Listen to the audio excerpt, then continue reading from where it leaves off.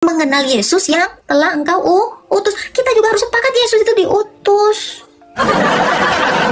Ya, kita harus sepakat bahwa Yesus itu betul. Yesus Terus itu siapa? Bapak kan tadi saya udah bilang. Loh, kalau kamu mendengarkan dengan jeli, saya bilang Bapak yang mengutus anaknya firman-Nya ke dunia. Oh, ini dari tadi saya jelasin. Berarti ada dua Tuhan, Mul. Oh, gigimu.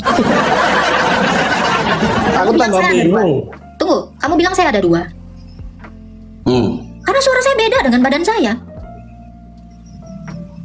Yang mengutus Bapak, yang Konteksnya kan tapi kan ada yang nggak sepaham. Bentar, semua orang juga sepaham, semua orang Kristen juga sepaham Allah Yesus itu adalah pencipta, karena Yesus adalah Allah, firman-Nya Allah.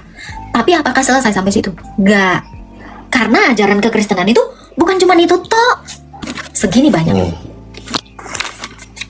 Apakah sudah ada yang paham semua ini banyaknya? Belum. Di sini dikatakan dia adalah nabi.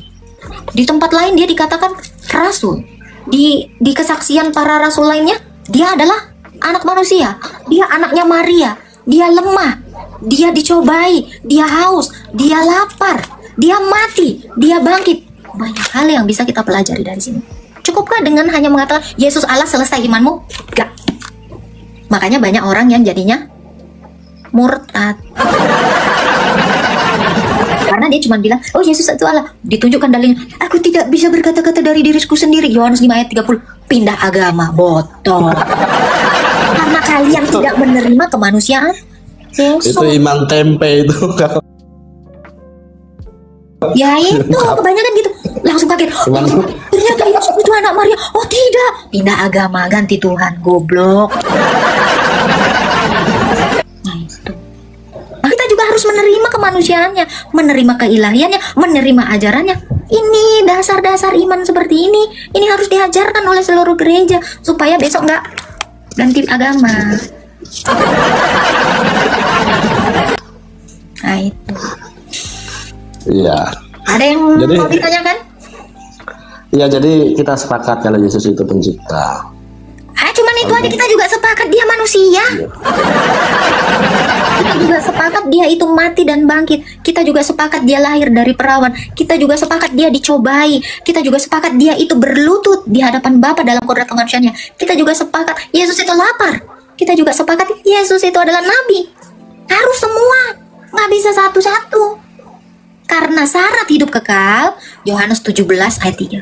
Inilah hidup yang kekal itu, yaitu mereka mengenal satu-satunya Allah yang benar dan mengenal Yesus yang telah engkau utus. Kita juga harus sepakat Yesus itu diutus. Kita harus sepakat bahwa Yesus itu betul. Yesus Terus itu yang mengutus siapa? Bapak kan tadi saya udah bilang. Loh, kalau kamu mendengarkan dengan jeli, saya bilang tadi, Bapak yang mengutus anaknya firman-Nya ke dunia. Oh, ini dari tadi saya jelasin. Berarti ada dua Tuhan, Mul. Oh, gigimu. Aku tambah bingung. Tunggu, kamu bilang saya ada dua. Karena suara saya beda dengan badan saya. Yang mengutus Bapak, yang Konteksnya kan mengutus, Mul. yang mengutus Bapak, yang diutus firman. Badan sama suara. Beda kok, dua, satu, orang saya satu. Ya kamu satu. Loh, kamu bilang berarti Tuhannya dua? Enggak, konteksnya kalau Yesus utusan itu sama halnya dua Tuhan, Mul. Loh, berarti saya dua dong. Suara saya beda kok sama badan saya? Gimana? Nggak nolak logikamu. Ini logika matamu ini kan nengok aku. Masa Umul mengutus Umul? Bisa lah. Bisa saya mengutus suara saya. Nih, saya ini kan ada di Korea. Rumahmu di Sidoarjo. Saya lagi ngutus suara saya loh ke Sidoarjo. Loh, kamu nggak tahu saya dari tadi ngutus suara saya ke 1.300 orang secara langsung. Nah, ini yang utusan, Mul, yang belum saya tangkap secara jernih, Mul. Ayo belajar, Mul. Aku belajar, Mul, ya. Belajar sama bagus. Ya, belajar. Nah, ini kita bicara kepengutusan. Saya ini sedang mengutus suara saya ke 1.300 orang di tempat yang berbeda secara sekaligus. Kamu bicara dengan Umul atau kamu bicara dengan HP? HP dan Umul lah. Nah, bagus. Berarti kamu berbicara dengan firman Allah dan juga kemanusiaannya. Itulah Yesus. Tapi analoginya Tuhan jangan disamakan HP lah, Mul itu. Analogi itu bukan disamakan.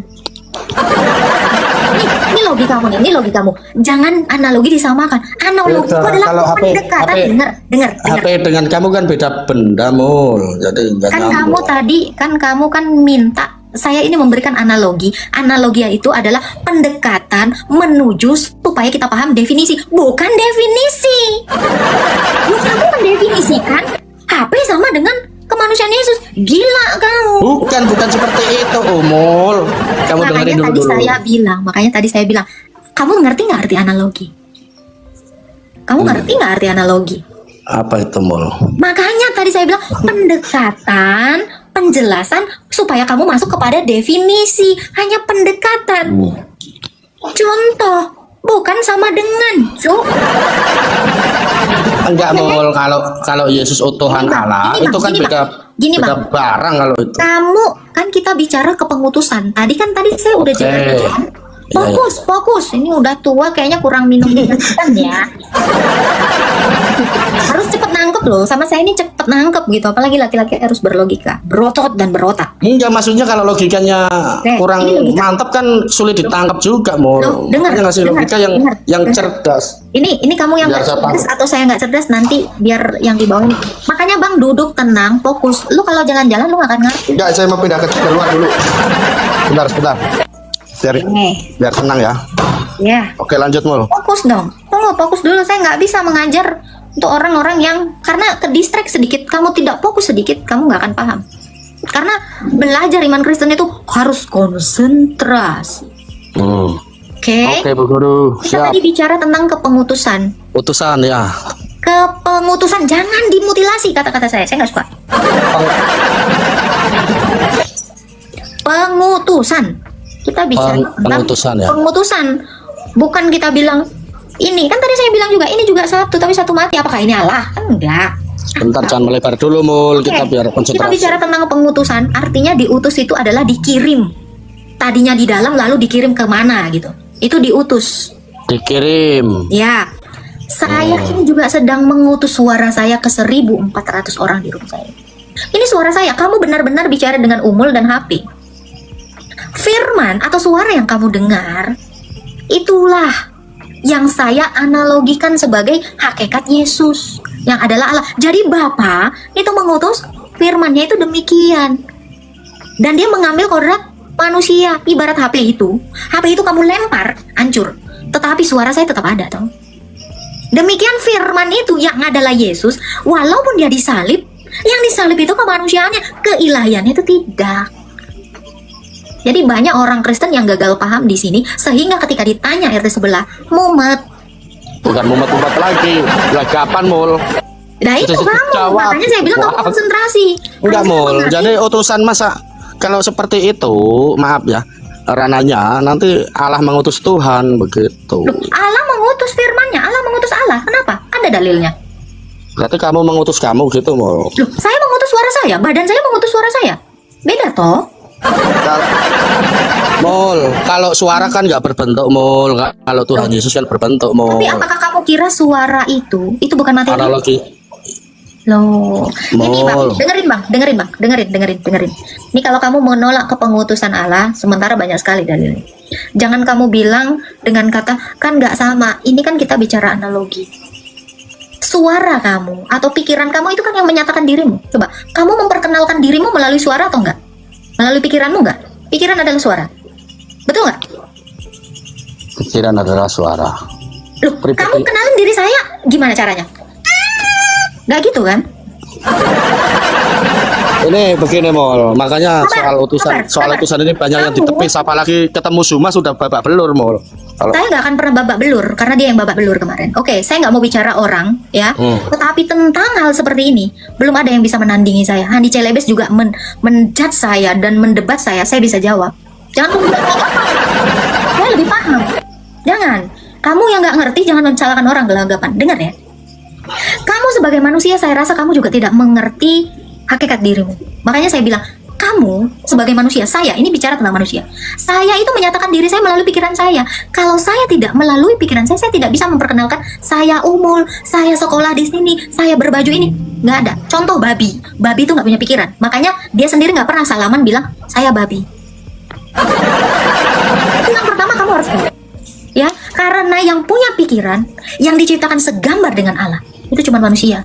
Pohon beringin itu nggak pernah bilang, pohon beringin, dia dengan goyang-goyang, gak bisa. Karena pohon beringin gak punya pikiran. Karena babi gak punya pikiran. Yang punya pikiran itu kita. Yang segambar dengan Allah itu adalah manusia. Makanya manusia terdiri dari tubuh, pikiran, dan roh. Bapa, firman, roh. Ini gambaran ini yang dimiliki manusia. Sampai sini aja kamu gak ngerti. Melebar mul, jangan melebar utusanmu. Iya, makanya kalau kamu mengatakan, Bang, gini ya Bang, saya kayaknya hilang sabaran karena kamu dari tadi saya kira mengerti Tritunggal, tapi kamu nggak ngerti Tritunggal. Macet mul. Begitu. Punya saya punya kamu mul, macet. Saya nggak tahu. Begitu kamu memaknai Tritunggal itu, mengerti Tritunggal itu seperti apa, kamu akan mengerti bagaimana kristologi. Masalahnya dasar ketritunggalan kamu pun nggak tahu. Macet mul. Iya. Dibenerin dulu Bang. Emosi pula aku nih dia.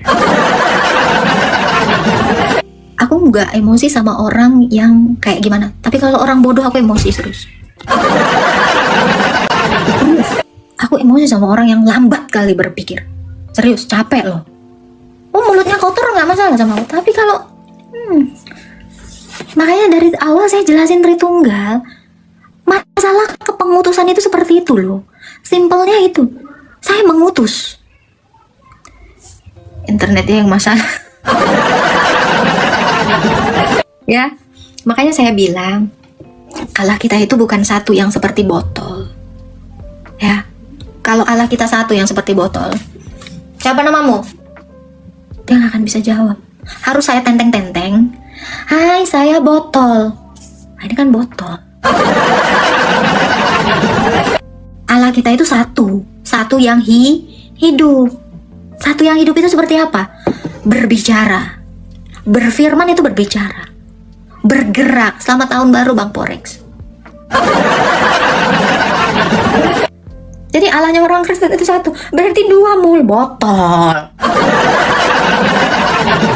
Allah kita itu bukan kayak gini. Bukan kayak gini. Bukan kayak gini. Bukan. Ini namanya triteisme. Tiga yang berbeda dalam pisahan atau pecahan atau bagian yang tak menyatu. Kan ini tidak menyatu. Ini nggak nyatu kan? Ini nggak di dalam ini nggak di dalam ini nggak di dalam ini. Ini namanya triteisme. Kita tritunggal. Tiga dalam satu. Nah itu. Jadi Allah kita juga nggak satu seperti ini. Satu yang mati. Ini satu yang nggak punya firman. Makanya dia nggak bisa ngomong. Siapa namamu, Dek? Nggak bisa ngomong. Ini satu mati. Ini satu yang nggak gerak di situ aja dia. Pokoknya di arah selatan itulah, di arah barat itu aja lah dia. Di barat aja dia, nggak pindah-pindah dia. Oh Allah kita tuh nggak seperti ini.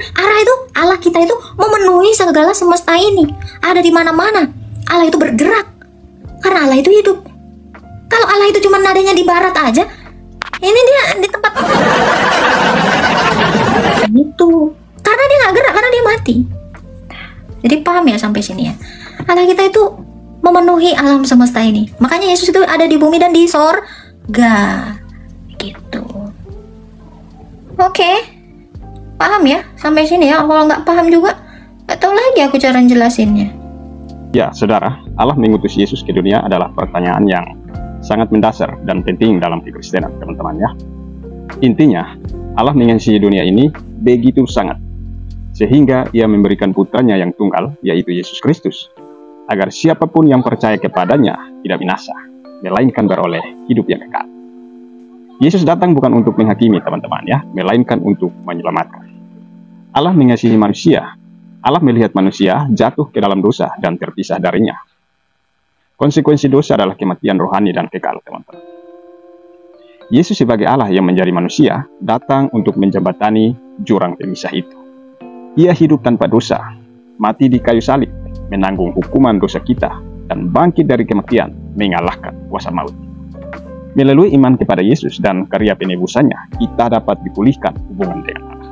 Di dalam Yohanes 3 ayat 16 dikatakan, karena begitu besar kasih Allah akan dunia ini, sehingga ia telah mengaruniakan anaknya yang tunggal, supaya setiap orang yang percaya kepadanya tidak binasa, melainkan beroleh hidup yang kekal. Dan di dalam Roma 5 ayat 8 dikatakan, tetapi Allah menunjukkan kasih-Nya kepada kita, oleh karena Kristus telah mati untuk kita, ketika kita masih berdosa. Dan di dalam 1 Korintus 15 ayat 3 dan 4 dikatakan, sebab pertama-tama aku telah menyampaikan kepadamu apa yang telah aku terima, yaitu bahwa Kristus telah mati karena dosa-dosa kita, sesuai dengan kitab suci, dan bahwa ia telah dikuburkan, dan bahwa ia telah bangkit pada hari yang ketiga, sesuai dengan kitab suci. Nah, yang berikut saudara, konsep Tritunggal memang merupakan misteri iman Kristen yang sulit dipahami sepenuhnya ya oleh akal manusia.